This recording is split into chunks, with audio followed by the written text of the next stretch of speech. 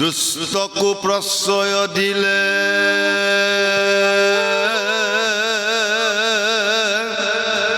শিস্তু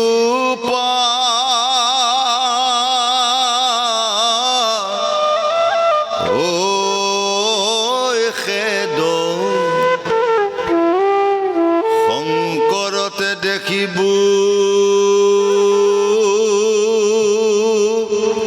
জীৱাৱাৰ ভেদ দুৰ্জনৰ মন কবু জিতে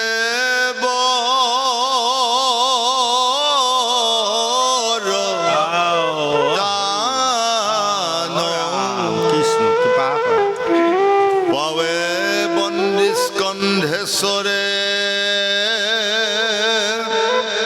দেখিবি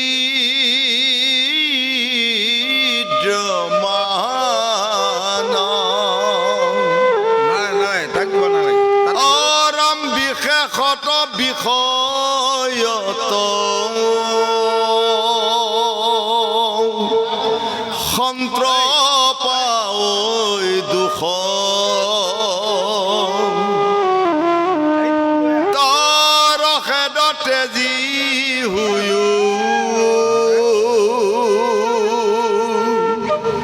কৃষ্ণ কমুখ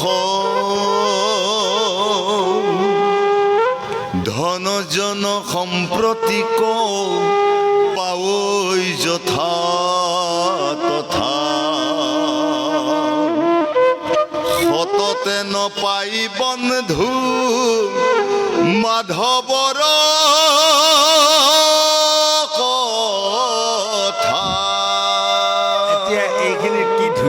কেইটামান বুজাই দিলে দেখিছেনে গোসাঁই গোসাঁনীসকল ধনজন সম্পত্তিক পাৱৈ যথা তথা সততে নপাৱৈ বন্ধু মাধৱৰ কথা। সেই লোকসকল ধন টকা পইচা বাটে ঘাটেও ঘটিব পৰা সুবিধা আছে, কিন্তু ভগৱন্তৰ নাম গুণ যশ তপকৈ নাপায়। ক'ত পায় জানে? সাধুৰ সংগত পায়, হয়নে? বিশেষত বিষয়ত সন্ত পাৱৈ দুখ তাৰ ক্ষেত্ৰত তেজী হৈও কৃষ্ণক সন্মুখ। বিষয় বাসনাত যেতিয়া পৰে মন কৰিব মহা মহা গুণী জ্ঞানী সকলো কোনোবা লোকসকল মানে ভ্ৰষ্টাচাৰ হৈ যায়। বিষয় বাসনাটোৰ লোভটো ইমান বেয়া, ইমান ডাঙৰ মানে বস্তু, হয়নে? গতিকে আমাক কৈছে চাই চাই বুলিবা বাট দেহৰ ভিতৰত আছে খালে বাবে পিছলি পৰিবা তাত। এতিয়া মন কৰক,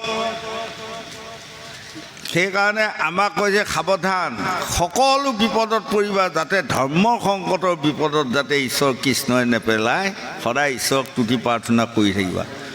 ধৰ্ম সংকটৰ বিপদটোৰ নিচিনা বিপদ পৃথিৱীত একো নাই, নহয়নে? ধৰ্ম সংকটৰ বিপদত কোনে পৰিলে?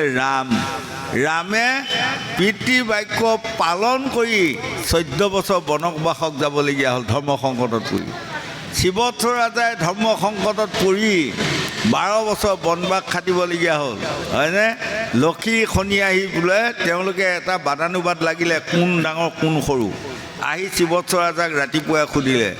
সেইদিনাই শিৱথ ৰাজাই লগে লগে ভাবিছে বাপৰে বাপ, মই এইটো কম ডাঙৰ ধৰ্ম সংকটত পৰিলোঁ দে,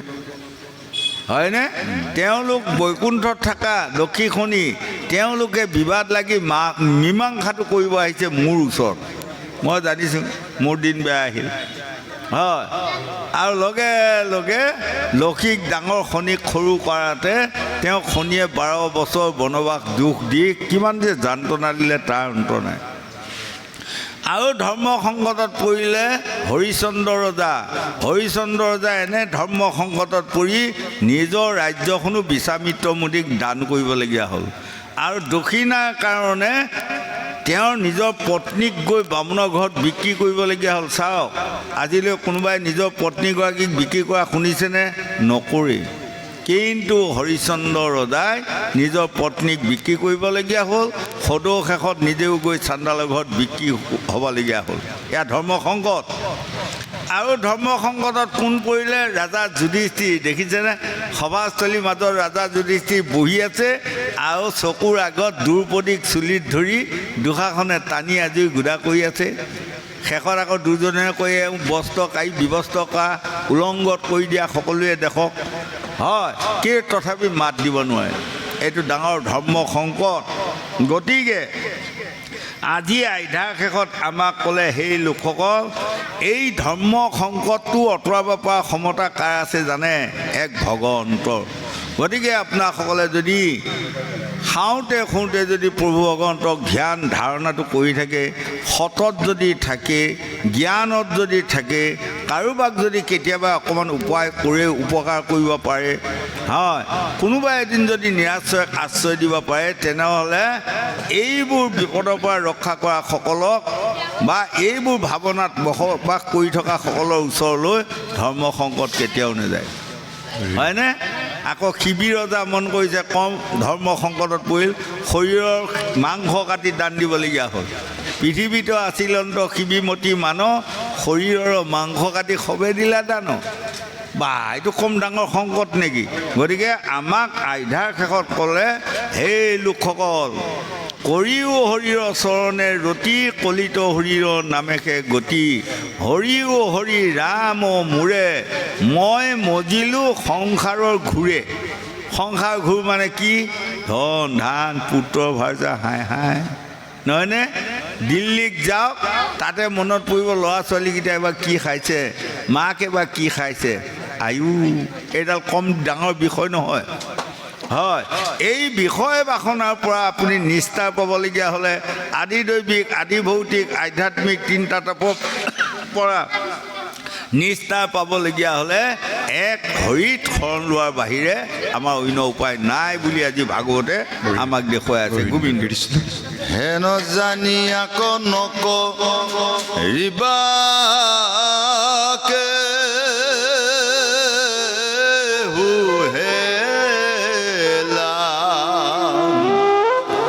শুনা কৃষ্ণ কথা যত্নে পাই যে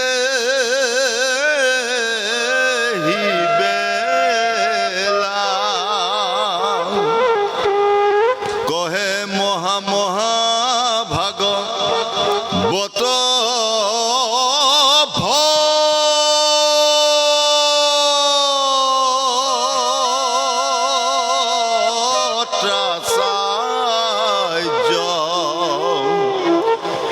বোলা ৰাম ৰাম আত পৰে নাহি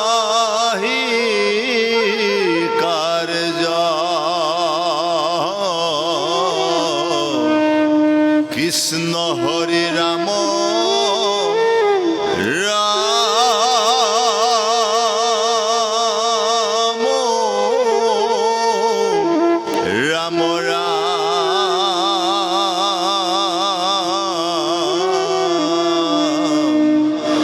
হৰি ৰাম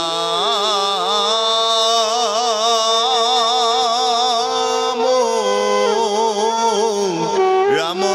ৰাম জয় জগন্নাথ এতিয়া এইকণে হ'ল ভাগৱতৰ বাণী আজি শুকদেৱে গংগা পাৰত পৰিচিত কৈ আছে সেই লোকসকল ভ শব্দে আপুনি ভকভকীয়া বা শিকক ভা শব্দে আপুনি ভাবক মই ক'ৰ পৰা আহিলোঁ ইয়াত কি কৰিব লাগে ইয়াত কি কৰি আছোঁ আৰু ইয়াৰ পাছত মই ক'লৈ যাম এই কথাকণ আপোনাসকলে নিজে নিজে ভাবি উলিয়াই লওক হয়নে উৱাব শব্দই কৈছে উৱাব শব্দটো ক'ত লাগে ক'ত খাতে জানে বৈষ্ণৱ শব্দ এটা যদি আপুনি লিখিবলগীয়া হয় তাত উৱাব লাগিব অইনব নালাগে গতিকে সেই শব্দটোৱে আমাক বুজাইছে আপুনি সদায় বৈষ্ণৱৰ সংগ ল'বাত যত্ন কৰক যদি জন্ম সাৰ্থক কৰিব বিচাৰে বৈষ্ণৱৰ সংগ লওক আৰু দন্তীয়া ত শব্দটোত কৈছে এই পৃথিৱীখনত যে আমাক জন্ম দিলে প্ৰভু ভগৱন্তে মানে ভৱসাগৰ এই ভৱসাগৰখনত তৰণৰ উপায়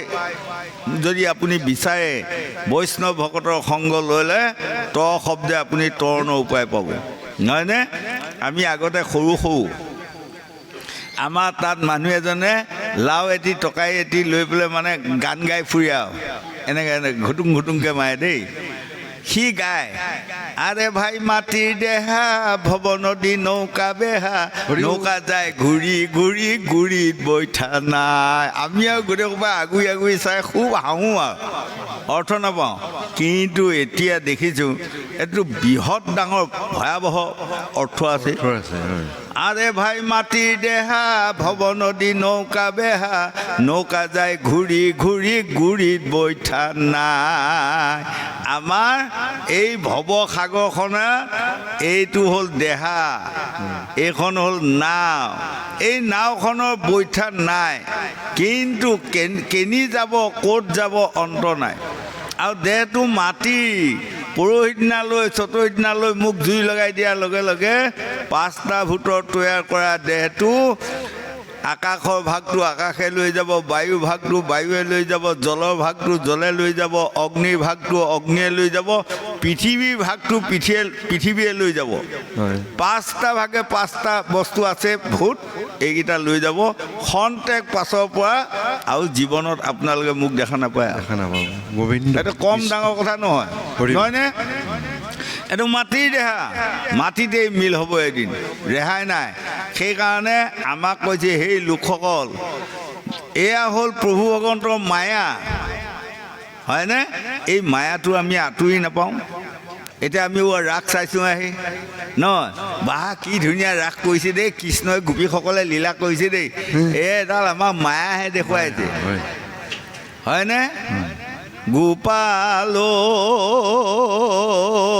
অ গোপাল তোমাৰ মহিমাই আমি বুজিবুকে মনা ধনুচাৰি ফুৰা প্ৰভু তুমি বৃন্দাবনে গোপাল অ গোপাল তোমাৰ মহিমাই আমি বুজিবুকে মনা শৰতকালৰ ৰাতি বাংশী ডাক দিলা বজেৰ যুৱতী গণৰ মনক মহিলা গোপাল অ গোপাল তোমাৰ মহিমাই আমি বুজিবুকে মনা ভগৱন্তৰ এয়া এটা মহিমা এই যেনে তেওঁ এটা ভাগ উলিয়ালে নাৰী এটা ভাগ উলিয়ালে পুৰুষ সকলোৱে যাতে বংশ বৃদ্ধি হৈ থাকে হয় এই এটা মায়া এই মায়াত পৰি আমি অন্ধ হৈ গৈছোঁ এতিয়া মই সকলোকে দেখোঁ মোক যদিও বাটতে কোনোবা এটা কয় হেই আপোনাৰ নিচিনা অন্ধ পৃথিৱীত নাই মোৰ বৰ ৰাগ উঠিব হয়তো নহয় বাৰু কিন্তু মই যে প্ৰকৃততে কিহৰ অন্ধ জানে মায়াৰ অন্ধ আমি মই শব্দটোৱে আমাক সকলোকে বুজাইছোঁ মায়াত আমাৰ দেখাত আমি চকুৱে দেখি আছোঁ কিন্তু মায়াত আমি অন্ধ হৈ আমি ভগৱন্তক চিনি নাপাওঁ নিজৰ চলি ভাৰ্যা পুত্ৰ ধন ধানখিনিকে দগুৰি চিনি পাওঁ ভগৱন্ত যে এজনে আমাক যে এইটো মায়া লীলা কৰাই যে আমাক চলাই আছে আমি যিদিনা তেওঁক চিনি পাম সেইদিনাই আমি এইখন সংসাৰ মুকুতি পাম এই সংসাৰখনত আমাৰ ভকতি বাঢ়িব হয়নে ভকতি অহাৰ লগে লগে গতি আহিব গতি অহাৰ লগে লগে মুকুতি বিচাৰি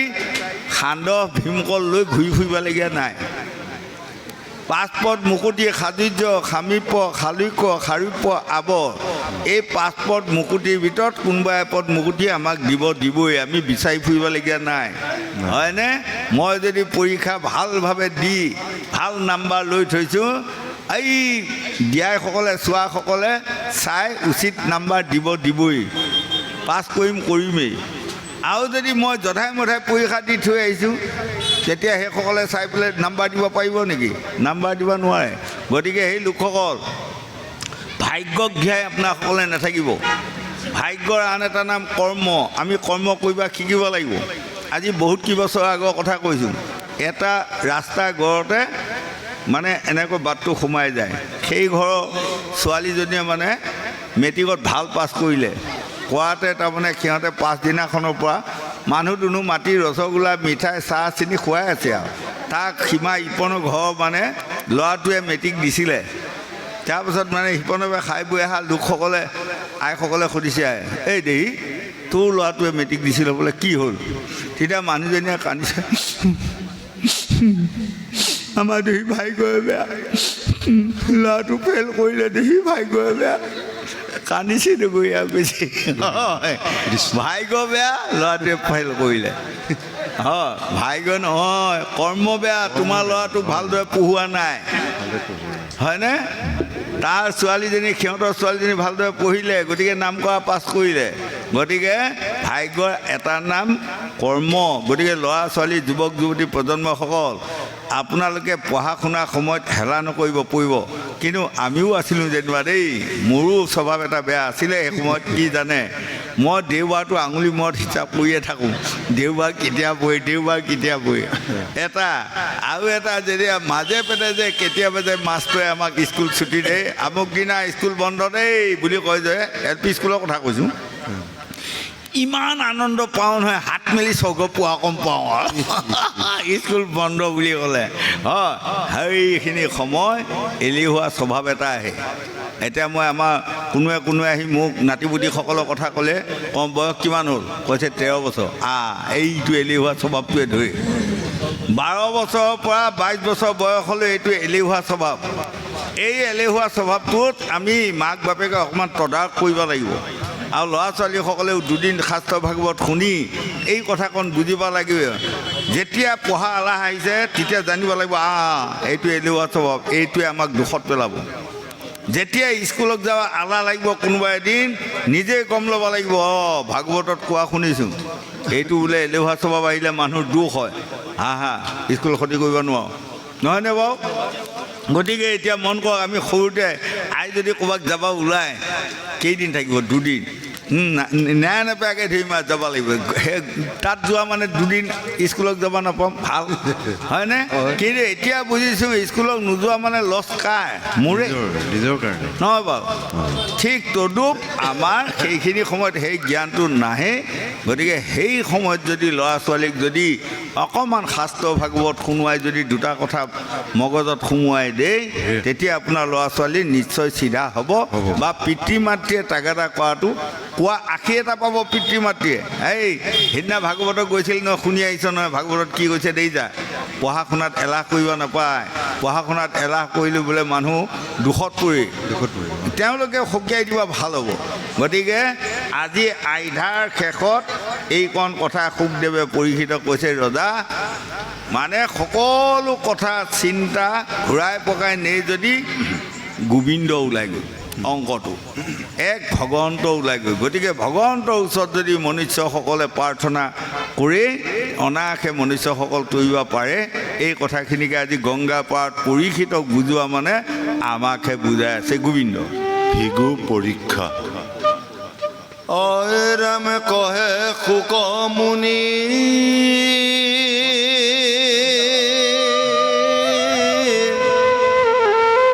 শুনাও আৰু দেৱ কথা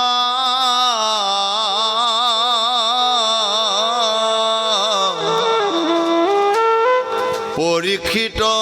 ইতিহাস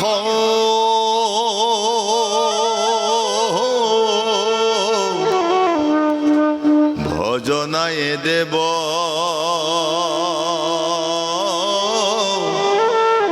কৃষ্ণ সে উত্তম ৰহস্য কৰো প্ৰকাশ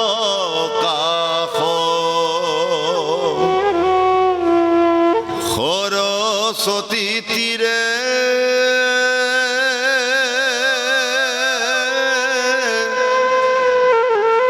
ঋষি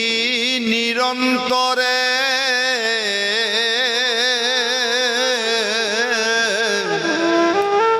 কৰন্ত যজ্ঞ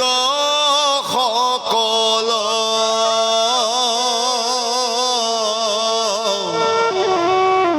সবাৰে মনত বিতৰ্ক জন জন্মিল কোন কৰ্ম সুমঙ্গল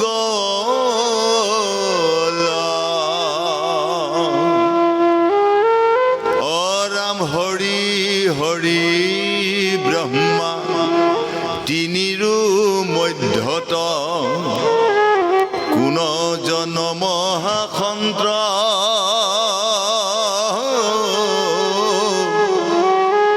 মহাকৃপাময় গুণে অতিশয় ভজনীয় ভগৱন্ত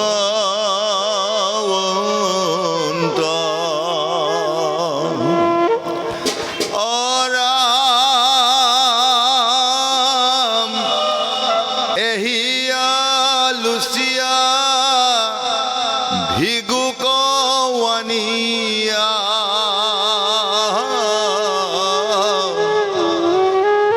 বুলি লন্ত্ৰমুনি গণে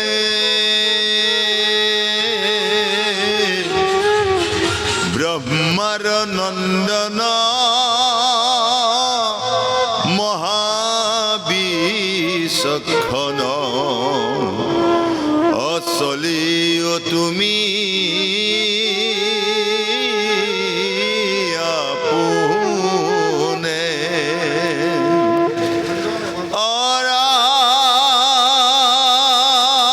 অৰাম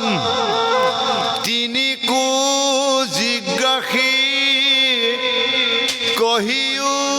কয়ানি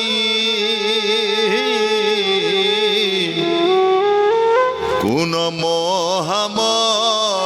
মহামহেশ্বৰ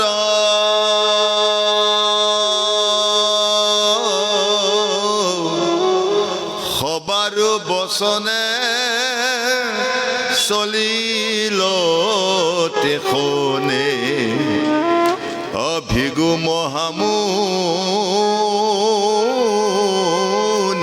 বৰ অৰামে প্ৰথমে ব্ৰহ্মাৰ সভাৰ মধ্যত ভৈলা যায়ো প্ৰসন্ন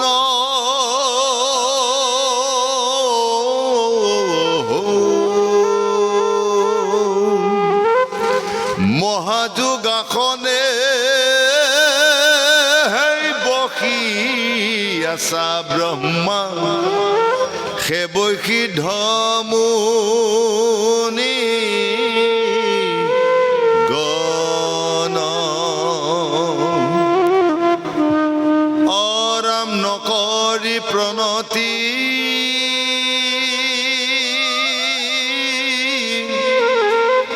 নুবুলিলা স্তুতি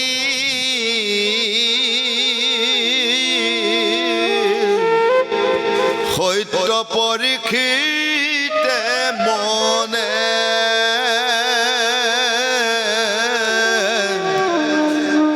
হেন মহাগৰ্বে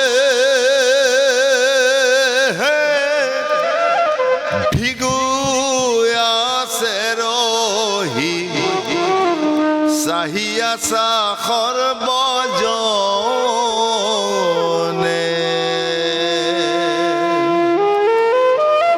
অৰাম পুত্ৰৰ চেষ্টা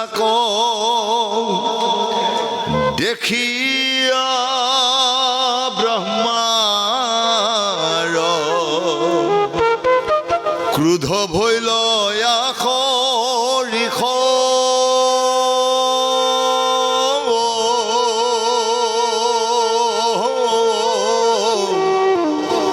পাৰি লন্ত্ৰ গালি কিনো দুষ্ট ভৈলি নীলাজ জন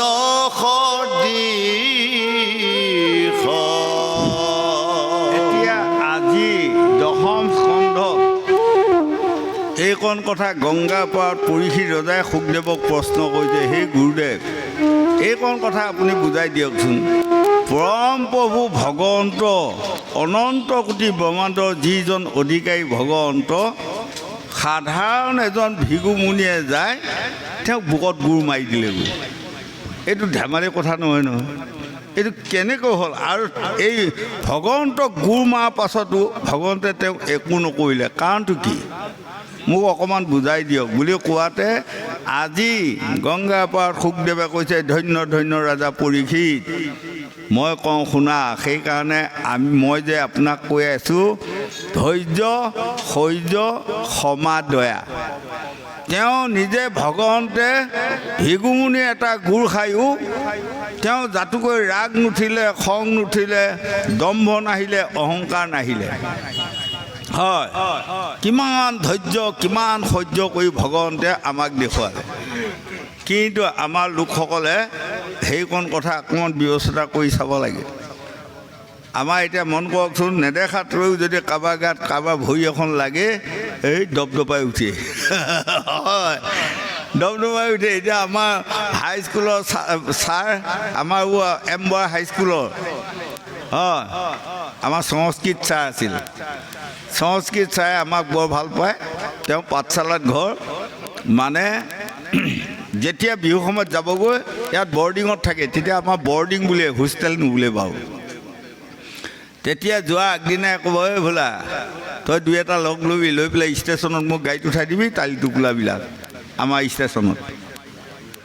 তেতিয়া সেই মই আহিলোঁ আৰু আমাৰ ছাৰে অনাবত ধুতিয়ে পিন্ধি থাকে চব ধুতিয়ে পিন্ধাত তেতিয়া যুগত মাষ্টৰসকলে যেতিয়া গ'লগৈ